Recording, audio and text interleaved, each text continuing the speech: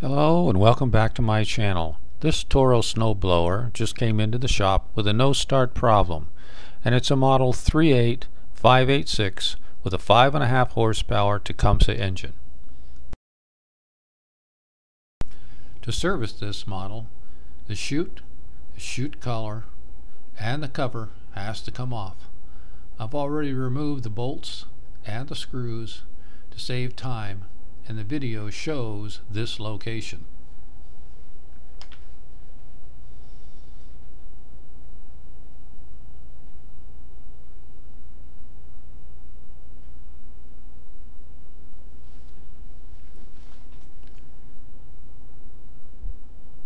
There you'll see a Phillips head screw needs to be removed, and then the collar will come off.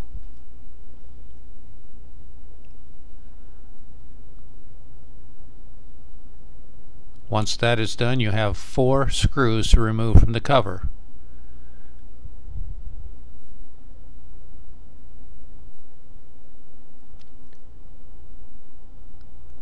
Once those screws are removed, you need to remove the fuel cap. Once the fuel cap is removed, the cover will come off.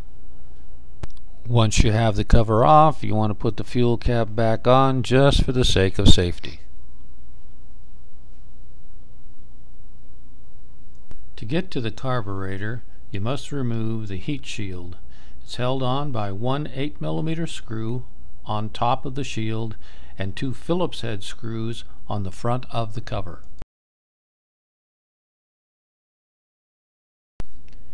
And next you need to take off the choke lever. Pry it off gently with a screwdriver. It's just a press fit. Note how it connects to the choke linkage. Then put it away for later reinstallation.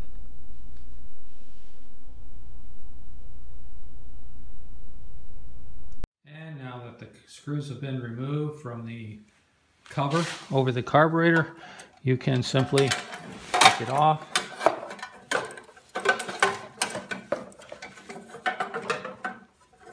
And as you pull it up, you will notice right here this line is connected to the primer in the front. All you need to do with that is just to pull that line off. And that disconnects the cover from the carburetor. After a short visual inspection, I was able to spot the problem. The linkage from the governor arm to the carburetor had been installed wrong. This also tells me someone else tried to fix the no start problem before I got it. And if the linkage hookup is wrong, the engine will not start. As you can see, there's no movement when I try to move the governor arm. So how can I guess the correct hookup?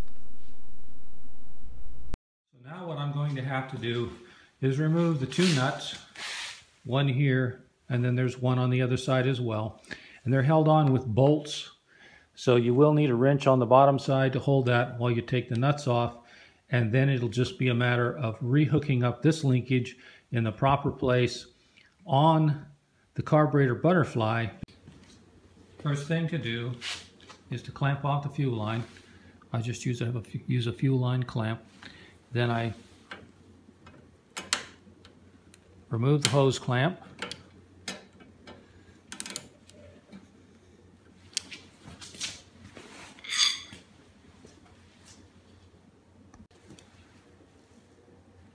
And then we'll put just a little bit of paper towel under that.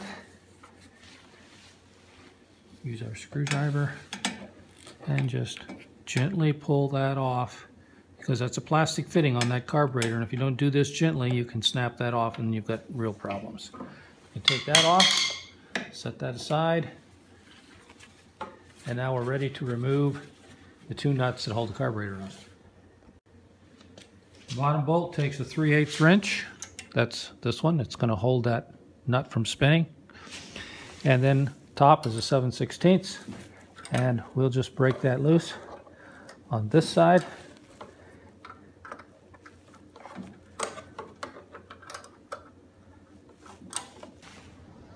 And you'll need to do the same with this particular one, which is located behind the fuel line fitting. And you'll need the same wrench 3/8 for the bottom, 7/16 for the top. Now that the carburetor has been removed, you will see the two bolts that hold it on. That's the longer bolt pointing to it now. It won't fall out because it hits the base of the engine there. The other one is a shorter bolt, however. It's supported with a screwdriver there. You can either remove it and set it aside for reinstallation, or perhaps even spin the nut back on it to hold it in place. Now let's take a look and see where the homeowner has installed that linkage in the butterfly from the governor. And as you can see, they've installed it in this outside hole on the butterfly. And that is installed in the wrong place. Go back to the governor. So which hole does it go in? Well, if you take a look at it, you can see that this hole is well worn. So it's back and forth with the governor. So you can make a pretty good guess that it's going to go in that hole on the butterfly. So we're going to put it there and see what happens. And so this is where the homeowner reinstalled that when they put the carburetor back on, and it's in the wrong position. So if we take the lever out, like so, then we'll reinstall it in this hole. And we'll identify primarily because it's a well-worn hole, and would be the next hole that would allow the butterfly to move freely when connected to the governor arm. We want it to do that. So we'll check it when we put it back on. The governor has two holes in it, and you can see from the outside position that this is where that rod was installed because it's worn. The other one is clean, and so this has collected dirt from and grease from wear, and so would be an identifying mark where that would go back. And so just simply insert the pin into the governor arm there, put this on the two bolts, and then give it a check. And there you have it. You have the movement that you need on that butterfly, and when we put that back on, this engine should start right up. And using a screwdriver to support the bolt head on this side of the carburetor, holds it in position long enough for you to get the nut started. And now using the screwdriver with the same setup, just supporting the bolt head on the back side and make it protrude through the carburetor just long enough to get the nuts started. It frees up your hands, makes the job much simpler. And with the nuts tightened up, carburetor secure, going to reinstall the fuel line. And reinstall the hose clamp.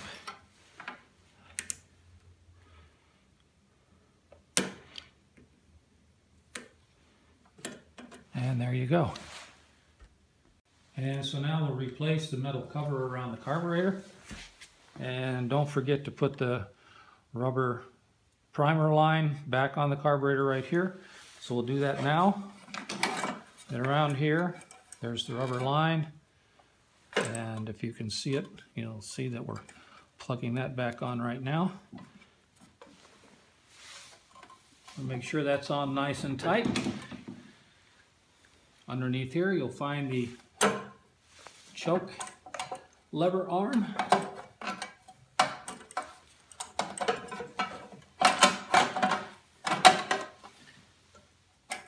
That'll protrude through the side, and then all we have to do is secure the cover back on. And now reinstalling the choke connector. And remember, if you can, that you can also tell that this is a well-worn hole and this is a brand new hole. So the worn hole, of course, is going to connect to your lever, and you're just going to work it into the lever like this. And once you get it started, it's just simply a push straight on, and you have it attached. As mentioned, this is an electric start model. You can plug it in right there. I'm going to give the primer a couple of 3 pumps right there. Pull out the choke, turn it to start.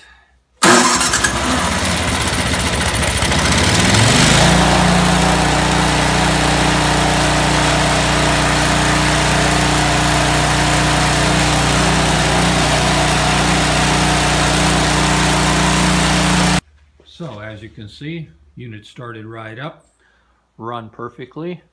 Now it's just time to put the covers back on and get it back to the homeowner. So reinstallation of the covers is just the reverse of taking them off. Take off the fuel cap. Put the cover back on. Put the fuel cap back on. And install the ring. Goes right there. You put one Phillips head screw in there. Then you'll put the other 3 screws on the chute, back on, and you're good to go. So once the covers are installed, chute's on. Chute for operation. Looks like it's working good. Ready to go back to the homeowner.